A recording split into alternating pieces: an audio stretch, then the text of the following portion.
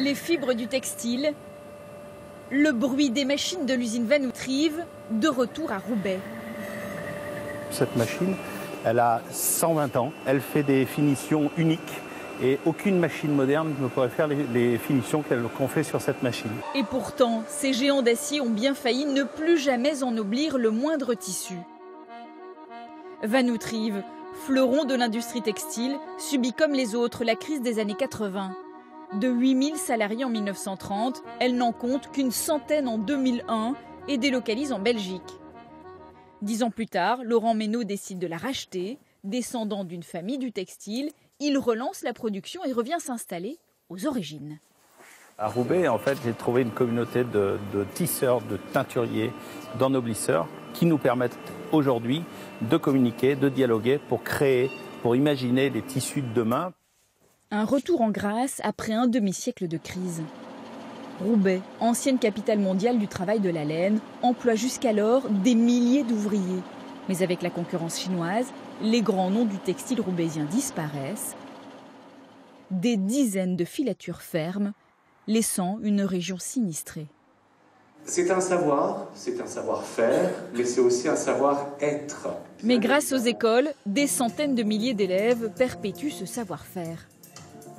S-Mode, créé en 1841, forme les stylistes du monde entier. Daniel Echter, Thierry Mugler ou encore Olivier Roustin, actuel directeur de Balmain, sont passés par là. L'an dernier, le défilé était parrainé par Diane Pernet, ici habillée tout en noir, grande critique américaine de mode.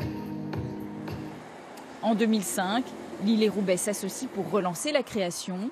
C'est le début de Maison des Modes, un ensemble de boutiques-ateliers pour les jeunes créateurs.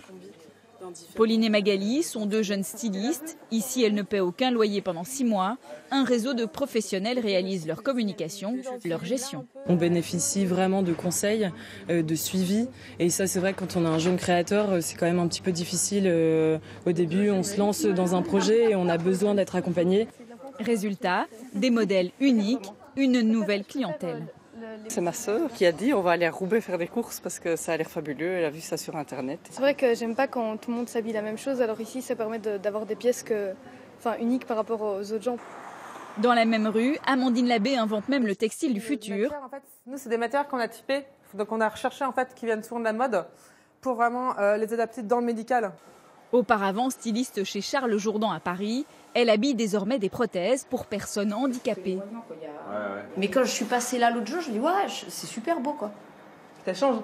Ouais, c'est la première fois que j'ai eu envie d'avoir une main, même si elle n'est pas utile. Des prothèses portées aux Jeux paralympiques par Arnaud Assoumani ou par le septuple champion de France Jérôme Lambert, autant de créations qui assurent le renouveau du textile roubaisien.